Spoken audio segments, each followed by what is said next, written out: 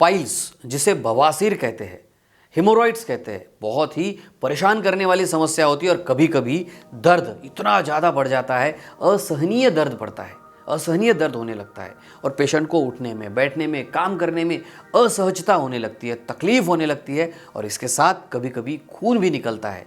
और ऐसे में दिमाग में सवाल आता है कि किस तरह से इस दर्द से मैं राहत पाऊँ और मैं ऐसा क्या करूँ जिससे ये तकलीफ, जिससे ये दर्द तुरंत कम हो जाए।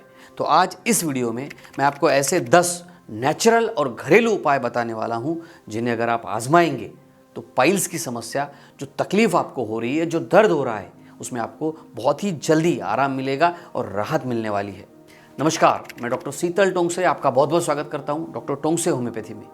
इस वीडियो को शुरू करने के पहले छोटा सा काम कीजिए, नीचे बटन है, इस बटन को ज़रूर दबाइए, इस चैनल को सब्सक्राइब कीजिए ताकि आपका प्यार भी मुझे मिल सके और मेरे नए और अच्छे वीडियोस सबसे पहले आप देख सकें। देखिए, बवासीर के दर्द को अगर पूरी तरह से ठीक करना है तो इसके कारणों को समझना भी बड़ा ज़रूरी होता है, क्योंकि जब तक कारण तक नहीं पहुँचेंगे, जब तक कारण को आप निकालेंगे नहीं, तो इस तकलीफ से पूरी तरह से राहत पाना भी मुश्किल होता है। और इसीलिए घरेलू नुस्खे तो मैं आपको बताने वाला हूँ, लेकिन उससे भी इम्पॉर्टेंट इसके कारणों को आपको समझाने वाला हूँ ताकि कारण तक आप समझ सके, उसे पकड़ सके। 2 प्रकार के बवासीर होते हैं। एक होता है एक्सटर्नल हिमोरॉइड, जो कि बाहर की साइड में इस तरह का मस्सा आपको दिखता है, इसे हम कहते हैं एक्सटर्नल हिमोरॉइड्स, बाहरी बवासीर।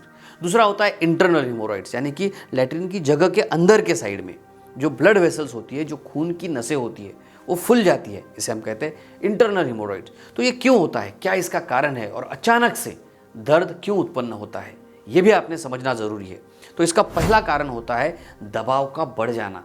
अगर आप बहुत देर तक बैठते हैं, आपका काम ऐसा है कि आपको बैठकर ही रहना है, तो ये दबाव बढ़ सकता है और आपके लैट्रिन की जो जगह है वहाँ पर प्रेशर बढ़ने की वजह से ये तकलीफ हो सकती है। दूसरा कारण है कब्ज़ का होना। अगर आपका पेट साफ नहीं है, आपको कंस्टिपेशन की समस्या है, तो इससे भी लैट्रिन की जो जगह है वहाँ पर जो नसें होती है उसके ऊपर तनाव बनेगा और ये नसें फूल जाएगी और अचानक से बहुत ज़्यादा असहनीय दर्द इसमें हो सकता है।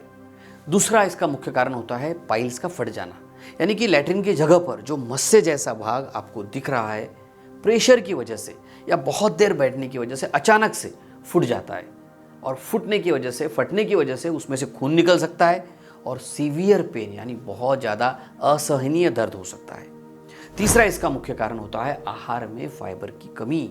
खान पान की तरफ ध्यान ही नहीं है, जो अच्छा लगता है वो खा रहे हैं, पेट के लिए नहीं बल्कि टेस्ट के लिए खा रहे हैं। इसकी वजह से क्या होगा, अगर फाइबर्स कम हुए तो आपका मल जो है हार्ड होगा, सख्त लैट्रिन आपको होगी और जिस वजह से लैट्रिन की जगह पर तकलीफ बढ़ेगी और दर्द हो सकता है।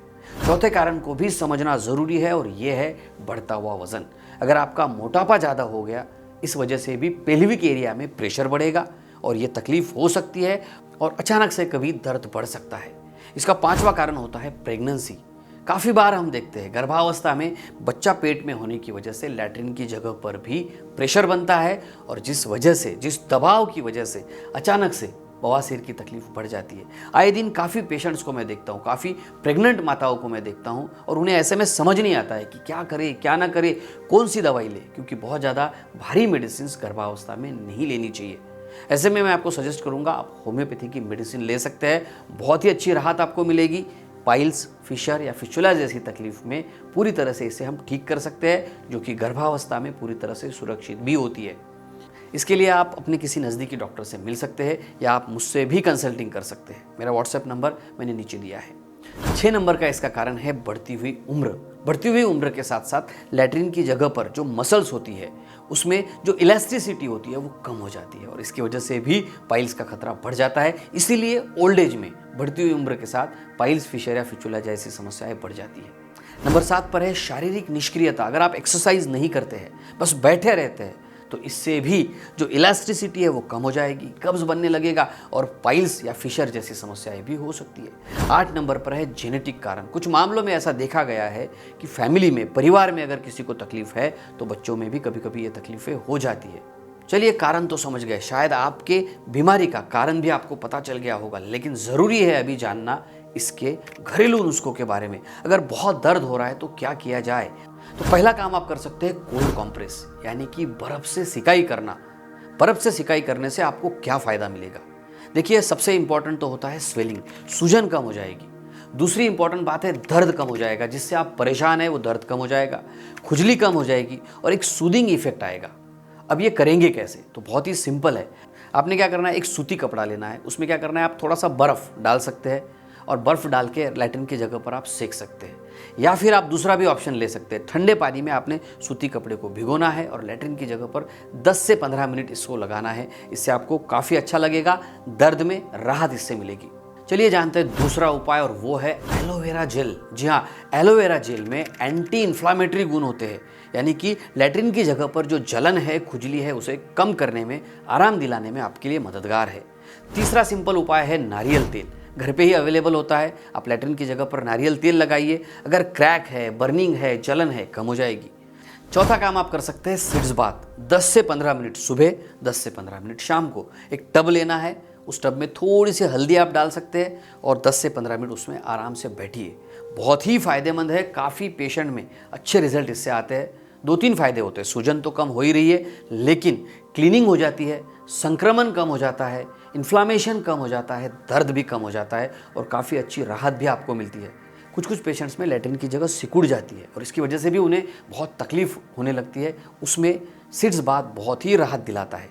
5 नंबर का उपाय है खुद को हाइड्रेटेड रखना। छोटी सी लेकिन बहुत काम की बात है। पानी पीना लोग भूल जाते हैं, भरपूर पानी पीजिए, कम से कम 7 से 8 ग्लास पानी रोज़ाना पीजिए। मल जो है हार्ड नहीं होगा, लैट्रिन की जगह पर प्रेशर नहीं बनेगा और आपका दर्द भी बहुत ही जल्दी कम हो जाएगा। उपाय नंबर 6, फाइबर युक्त डाइट। थोड़ा सा डाइट में परिवर्तन कीजिए। डाइट के ऊपर मेरे काफ़ी वीडियोस है, खान पान में बदलाव कीजिए ताकि बार बार की समस्या ही आपको ना हो, आपका मल हार्ड ना हो। नंबर 7, थोड़ा सा एक्सरसाइज चालू कीजिए, व्यायाम कीजिए, पैदल घूमिए, वॉकिंग करिए, रनिंग करिए, जो भी व्यायाम आपको पसंद है शुरू कीजिए। सिर्फ डाइजेशन के लिए ही नहीं, बल्कि आपके शरीर के संपूर्ण विकास के लिए बहुत ही फायदेमंद है। नंबर 8, बहुत देर तक आपको बैठे नहीं रहना है। अगर आप बैठकर ही बहुत देर तक काम करते हैं तो थोड़ी थोड़ी देर के बाद उठ के खड़े हो जाइए, चलना शुरू कीजिए, डाइजेशन इससे अच्छा होगा। नंबर 9, डॉक्टर को ज़रूर दिखाइए। मेडिकल एडवाइस लेना इंपॉर्टेंट होता है। कभी कभी कारण मिस हो जाता है और उस वजह से भी तकलीफ़ें बढ़ने लगती है। तो सिर्फ घरेलू उपाय नहीं, बल्कि डॉक्टर को दिखाइए, एग्जैक्ट कॉज क्या है, क्यों हुआ है, उसका पता लगाइए और अच्छे से उसकी ट्रीटमेंट करवाइए ताकि आपकी बीमारी पूरी तरह से ठीक हो जाए, आप स्वस्थ हो जाए, मस्त हो जाए। आशा करता हूँ ये सारे उपाय आपके लिए बहुत ही काम के साबित होंगे। तो हंसते रहिए, मुस्कुराते रहिए, अपना और अपने परिवार का बहुत बहुत ख्याल रखिए। धन्यवाद।